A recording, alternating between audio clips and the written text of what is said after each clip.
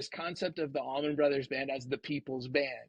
And I researched it. There was no like marketing memo that went out and said, call them this. It was just kind of what it was and how they referred to it. I always thought that was super cool, you know, and indeed true. Honestly, Barry Oakley's kind of vision for the band was that he had that same vision for the band. They weren't like saying, oh, let's be like the Grateful Dead, but it's that similar thing what the Dead were to the West Coast audience and to their people in San Francisco and Northern California. This is what the Allman Brothers Band were to the south, you know. And the other one is this guy named M. Scripp of Quebec, Canada, wrote this letter. Please review this letter of complaint. After spending a small fortune in hard-earned money, amassing a very fine record collection, I recently purchased your new live double LP album. After smoking up some excellent homegrown marijuana, one joint only, I then played your album. My complaint is this. After listening to your beautiful music, the rest of my records seem irrelevant.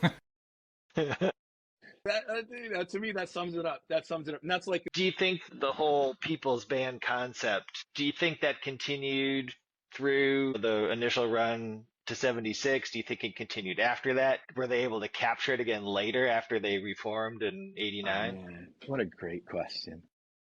How deep we want to go on this one, Jeff? Like, you want to give me a time limit? I've thought about this a lot.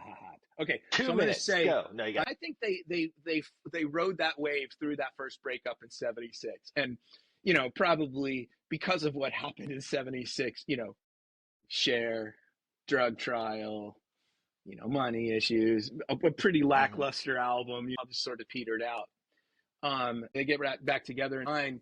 Macon's no longer their spiritual home. I do think when they left Macon, when Macon was no longer like home base, that changes everything. Because even when they get together in 79, Florida's kind of home base, and they get together in 89, nobody has a home base.